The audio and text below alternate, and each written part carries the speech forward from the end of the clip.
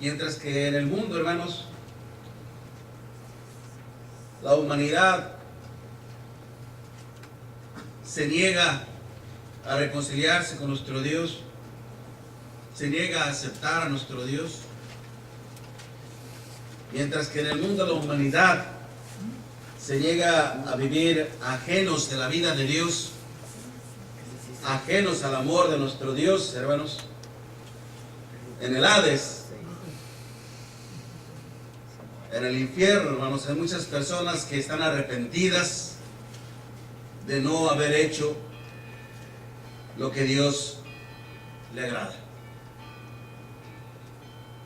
El tormento eterno de la culpa es como cuando muchos convictos o muchas criminales, hermanos, muchas personas que están en las cárceles por haber cometido un delito, que se vieron forzados a hacerlo de alguna manera, o que lo hicieron voluntariamente, están en la cárcel cumpliendo una sentencia por toda su vida, viendo cómo la vida de ellos se les va acabando, se les va agotando, estando encerrados en un solo lugar. Y hay ese tormento de culpa. ¿Por qué lo hice? ¿Por qué no hice caso a mis padres? ¿Por qué no hice caso a mi madre? ¿Por qué no hice caso a mi familia cuando me hablaban, cuando me exhortaban, cuando me decían que no hiciera esto, que no hiciera aquello? ¿Por qué? ¿Por qué? ¿Por qué? ¿Por qué? Esa pregunta constantemente golpeando en la conciencia del individuo, de la persona misma, por no haber hecho lo recto, por no haber hecho lo justo delante de nuestro Dios. Pero triste, lamentablemente, es un arrepentimiento, hermanos, que no conduce a nada, que no soluciona nada. Ya después de la muerte, hermanos, ya nada se puede hacer. El tiempo es hoy, el momento es hoy, cuando nosotros podemos hacer, hermanos, lo que a Dios le gusta, lo que a Dios le agrada. Porque cada uno de nosotros, usted y yo, somos los que elegimos nuestro propio destino en la eternidad. No es Dios quien decide por usted. No es Dios quien decide por usted. Somos nosotros. Él nos orienta, Él nos guía. Él nos dice cómo debemos de conducirnos para obtener una vida mucho mejor en la eternidad. Pero al fin de cuentas es usted y yo quien decidimos en dónde vamos a pasar la eternidad. Precisamente en esta historia que nos narra nuestro Señor Jesucristo en Lucas capítulo 16 del versículo 19 en adelante, donde precisamente el Señor nos da a conocer esta historia, precisamente para que ninguno de nosotros, para que ninguno de todos nosotros, hermanos, nos vayamos de este mundo con el terrible tormento de la culpa. En Lucas 16, versículo 19 en adelante, había un hombre rico que se vestía de púrpura y de lino fino y hacía cada día banquete con esplendidez. Había también un mendigo llamado Lázaro que estaba echado a la puerta de aquel lleno de llagas y ansiaba saciarse de las migajas que caían de la mesa del rico, y aún los perros venían y le lamían las llagas. Aconteció que murió el mendigo y fue llevado por los ángeles al seno de Abraham, y murió también el rico y fue sepultado. Y en el Hades alzó sus ojos, estando en tormentos, y vio de lejos a Abraham y a Lázaro en su seno. Otra versión, hermanos, cuando dice estando en tormento, dice estando en agonía. En una plena agonía.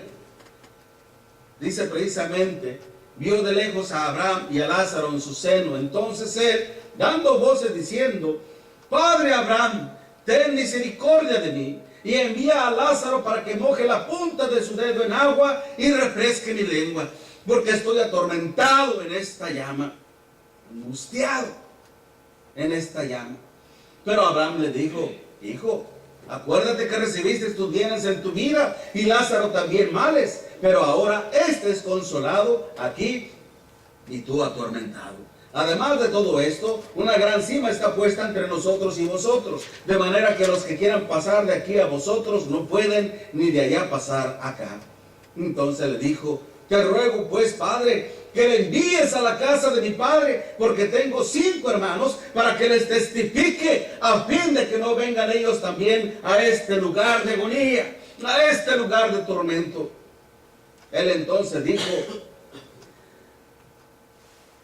dice la escritura, y Abraham le dijo: a Moisés y a los profetas tienen, óiganlos. Él entonces dijo: no, padre Abraham, pero si alguno fuere de entre ellos, entre los muertos, se arrepentirán. Mas Abraham le dijo: si no oyen a Moisés y a los profetas, tampoco se persuadirán, tampoco se convencerán, aunque alguno se levantare de entre los muertos. Envíalo a la casa de mi padre,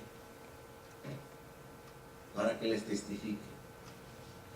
Hay versículos, hermanos, hay citas que son como un limón, el cual se ve desde su exterior que es jugoso. Días pasados mi esposa me regañaba porque me pidió limones y le llevé limones, y los limones de la cáscara era como gruesa, un poco más verde.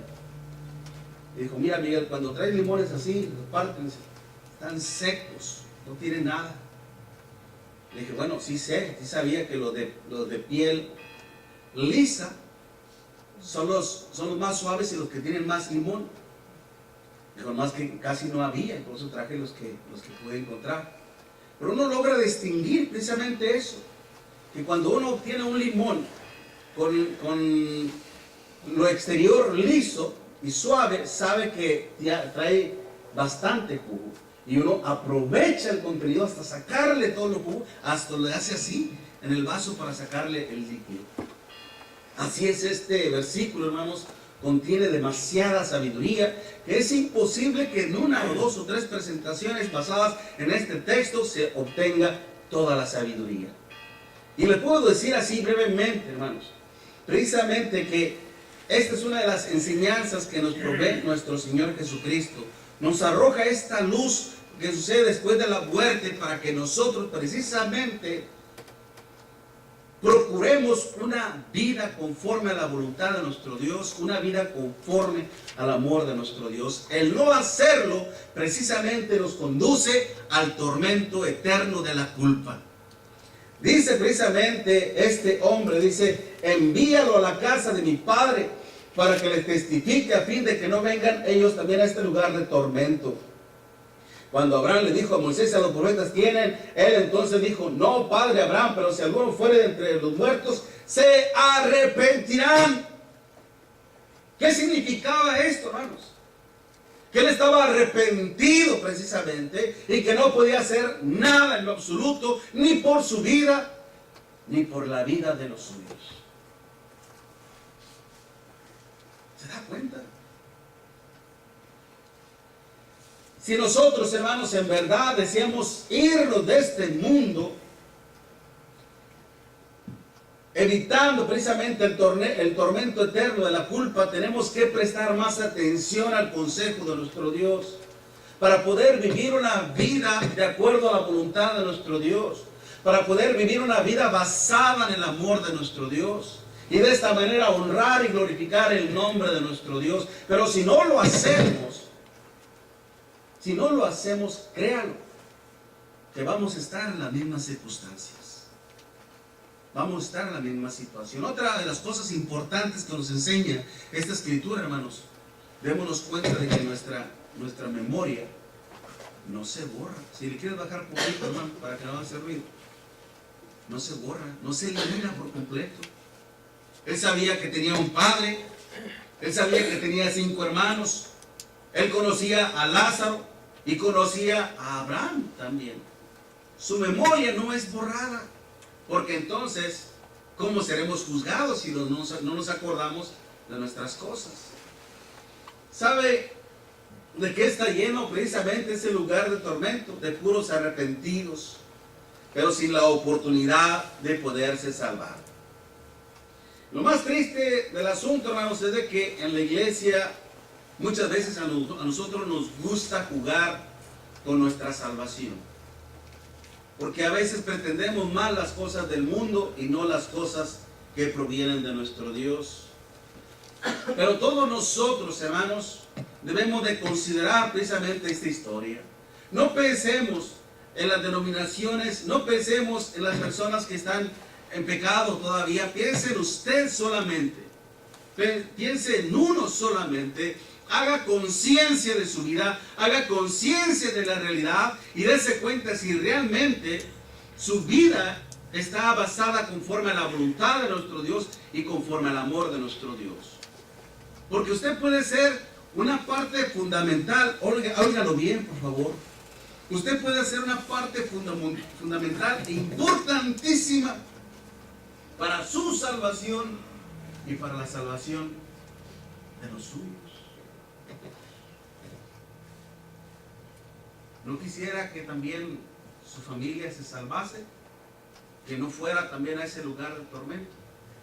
Triste, lamentablemente, hermanos, muchas personas hoy en día están muriendo lejos de Dios.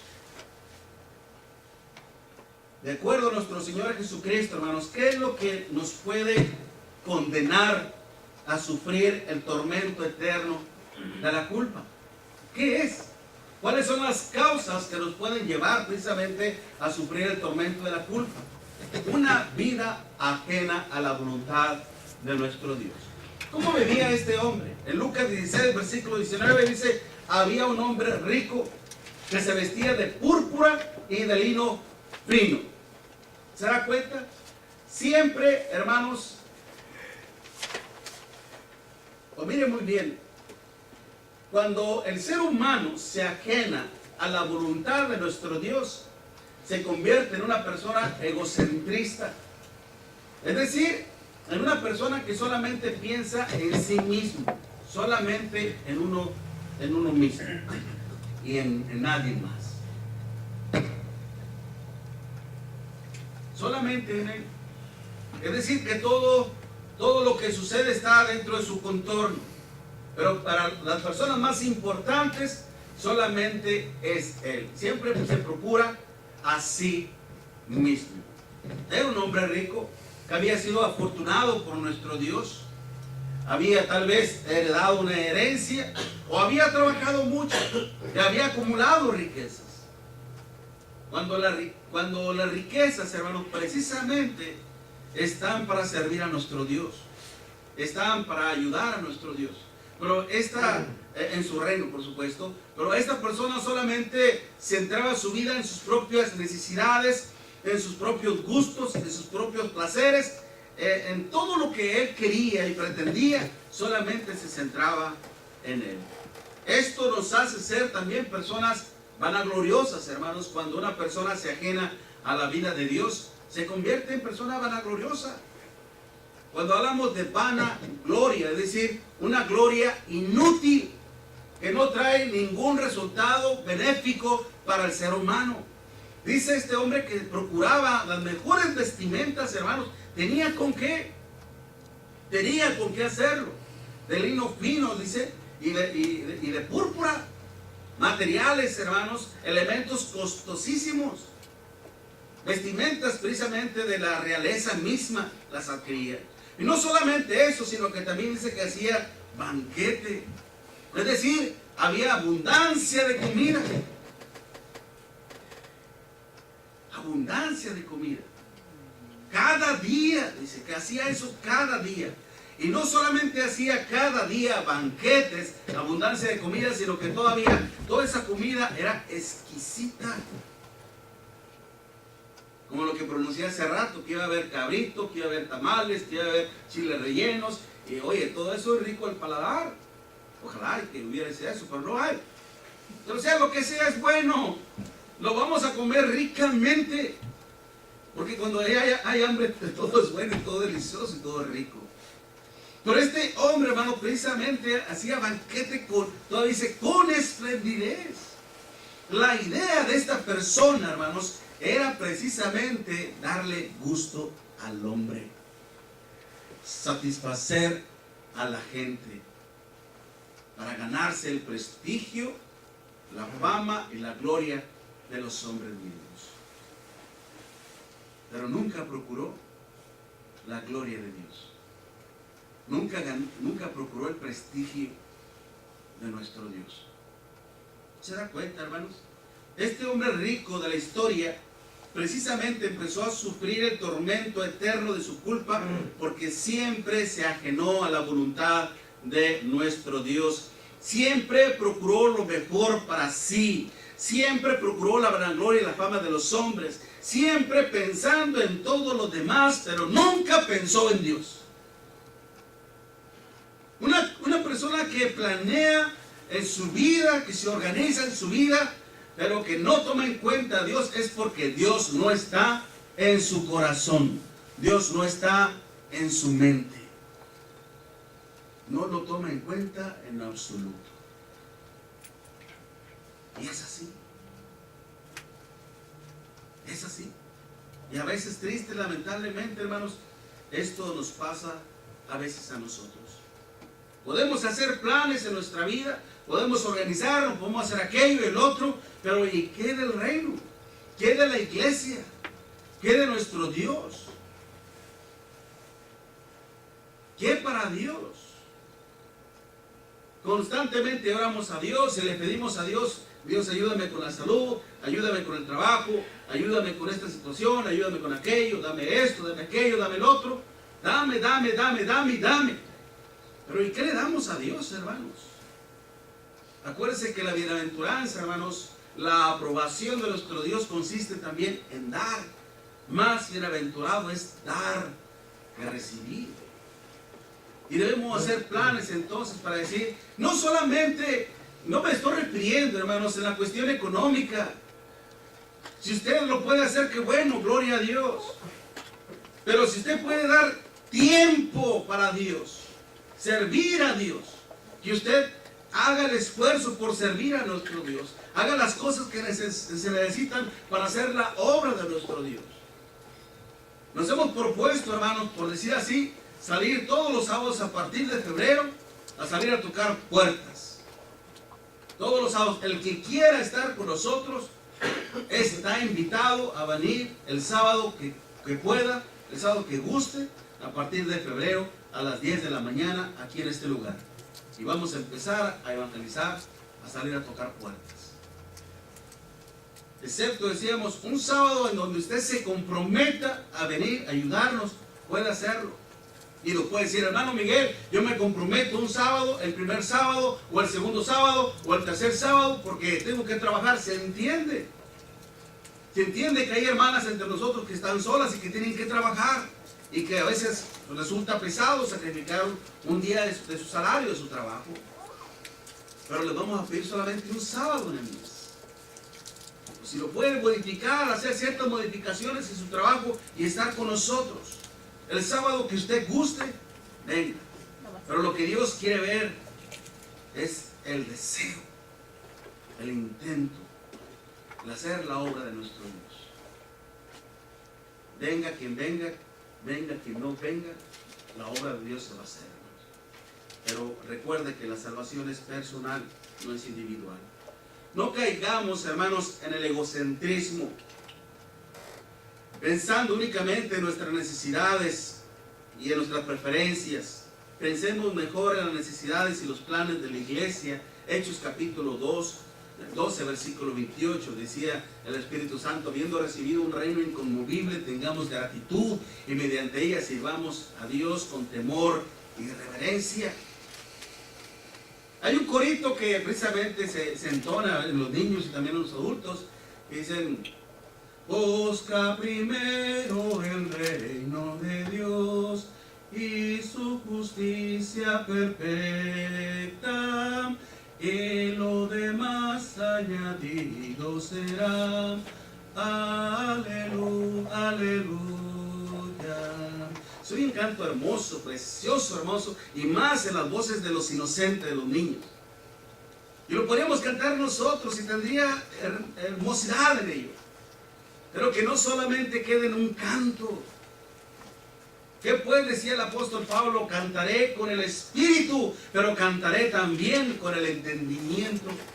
Hace un momento se nos daba una lectura del hermano Carlos Tarío, donde decía, yo comprendía antes la necesidad, pero ahora la entiendo mucho mejor. Por la gran necesidad que hay en el mundo entero de predicar el evangelio, mayormente a nuestros hijos, a nuestra familia. A ellos hay quien hablarles primeramente, a traerlos a nuestro Dios.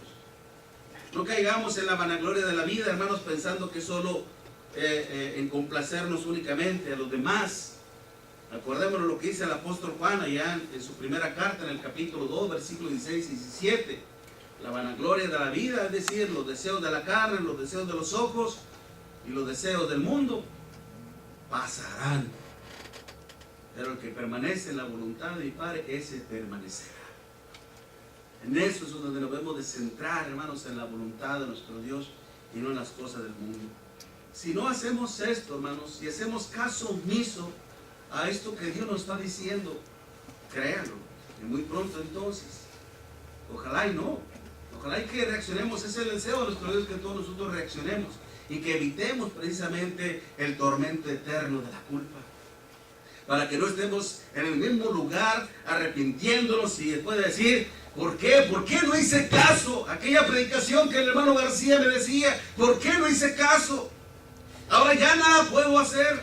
Ahora tengo que estar en este tormento. Y no solamente yo, sino que también ahora mi familia está en peligro de venir también a este mismo lugar.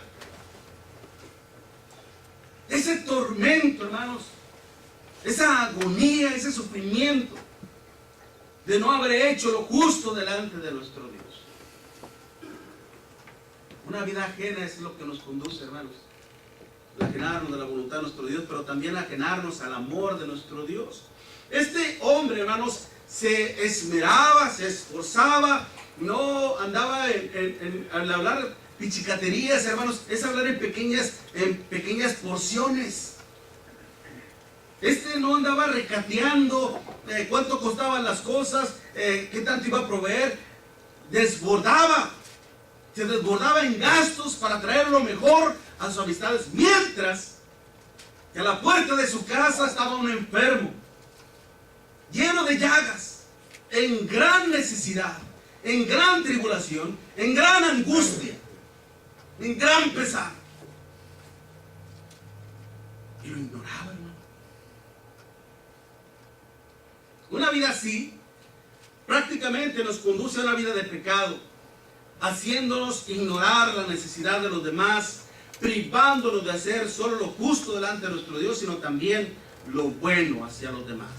Este hombre rico de la historia, hermanos, su condenación a sufrir el tormento eterno de su culpa, porque el amor de nuestro Dios nunca estuvo en su corazón. Había también un mendigo llamado Lázaro que estaba echado a la puerta de aquel, lleno de llagas, y ansiaba saciarse las migajas que caían de la mesa del rico, y aún los perros venían y le lamían las llagas.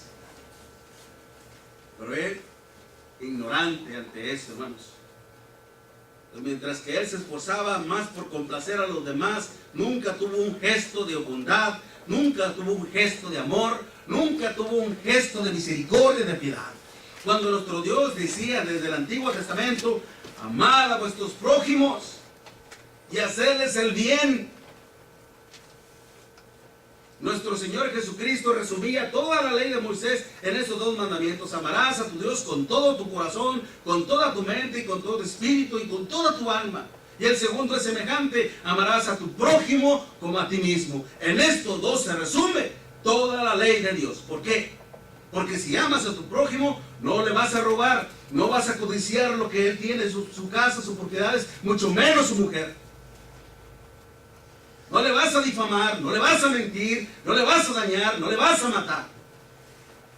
Todo se resume en esos dos mandamientos. Y este hombre que conocía a Abraham, que sabía cuál era su deber moral, espiritual, social, Fue ignorante ante estas necesidades. ¿Por qué? ¿Por qué razón? Porque nunca hubo cabida en su corazón para el amor de nuestro Dios. Y es por eso que ahora está en ese lugar de tormento. Padre Abraham, ten misericordia de mí y permite que Lázaro venga y moje la punta de su dedo en agua y refresque mi lengua, porque estoy en esta terrible agonía, en este terrible tormento. La conciencia me acusa, me condena y no puedo hacer nada. Imagina estar en la misma situación. Que yo esté en esa misma situación, hermanos. En el infierno. Decía mi hermano Santiago, hermano, esa imagen está impactante. Ponle, hermano.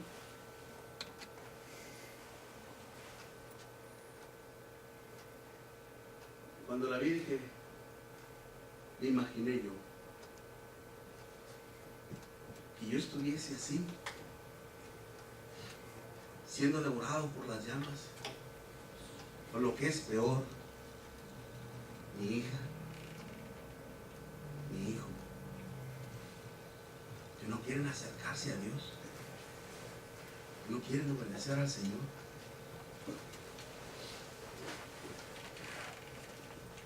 Empieza el tormento desde aquí, hermanos. Pero hoy podemos hacer algo. Podemos hacer algo por los que amamos, por nuestras amistades. Este rico ignoraba la necesidad del que estaba a la puerta de su casa. El ver a ese mendigo ahí, hermanos, haga de cuenta que es su vecino, o haga de cuenta que es su compañero de trabajo, o que es su hermano o su hermana consanguínea, o que es un familiar, o que es su hijo o mi hija. ¿Qué vamos a hacer, hermanos? ¿Nos vamos a quedar con los brazos cruzados? ¿Vamos a hacer como hizo este hombre rico, que pudiendo hacer mucho por él, no hizo nada? ¿Vamos a seguir ignorando, hermanos, las necesidades del Señor? Si nosotros no decíamos que nuestras culpas y pecados, hermanos, nos estén atormentando eternamente, vamos a vivir conforme al amor de nuestro Dios. Miren lo que dice el Señor en Mateo capítulo 9, versículo 10 al 13. Mateo 9, versículo 10 al 13. Y aconteció que, estando él sentado en la mesa, en la casa, he aquí que muchos publicanos y pecadores que habían venido se sentaron juntamente en la mesa con Jesús y sus discípulos. Cuando vieron esto, los fariseos dijeron a los discípulos: ¿por qué come vuestro maestro con los publicanos y pecadores? Al oír esto, Jesús les dijo: los sanos no tienen necesidad de médico, sino los enfermos. Id pues y aprended lo que significa misericordia quiero, y no sacrificio, porque no he venido a llamar justos, sino a pecadores al arrepentimiento. Hermanos, Dios no solamente se complace con los sacrificios espirituales que nosotros le estamos ofreciendo en este momento. Dios espera también que nosotros le traigamos frutos de justicia, frutos del Evangelio, que rescatemos almas que están perdidas, que están expuestas al infierno, que los traigamos al reino de nuestro Dios. Para eso el Señor nos ha llamado, para hacer esta gran obra de redención. Decía más la escritura allá en Judas, dice: a unos forzarlos a que entren, a otros rescatarlos del infierno. Rescátalo de las garras del infierno, como lo hizo nuestro Señor Jesucristo con aquel ladrón en la cruz. Y ya estaba para ser absorbido por el Hades, por el infierno mismo, y el Señor lo rescató. Así tenemos que hacerle nosotros, hermanos. Nosotros conocemos la voluntad de nuestro Dios. Hemos conocido el amor de nuestro Dios. Tenemos que entonces vivir una vida conforme a la voluntad de nuestro Dios, y una vida conforme al amor de nuestro Dios, para evitar este tormento eterno de nuestras culpas y de nuestros pecados.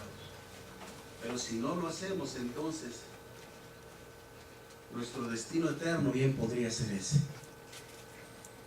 Y no solamente el nuestro, sino el de nuestros hijos y de nuestras hijas, el de nuestros hermanos, tíos, tías y demás. Y demás. Y yo sé que usted no quiere eso.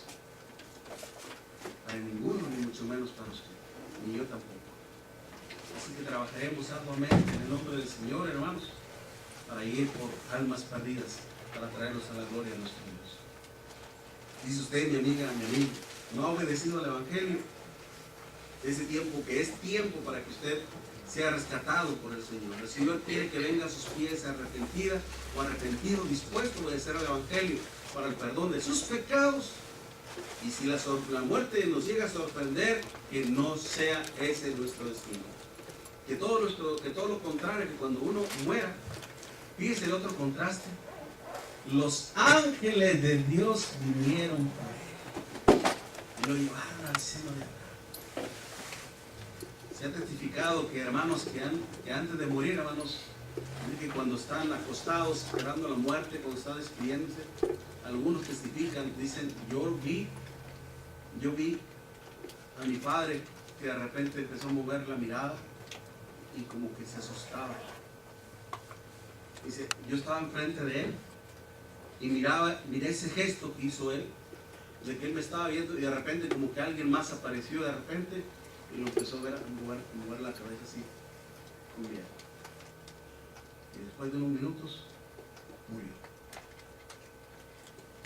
Uno no puede saber ese tipo de experiencias, hermanos, solamente verlas. Pero la Escritura dice que los ángeles vinieron por él. Y cuando muéramos nosotros, hermanos, nuestro Dios envía a sus ángeles por nosotros, para evitarnos precisamente ese tormento eterno de la culpa. Dios les bendiga, hermanos. Amén.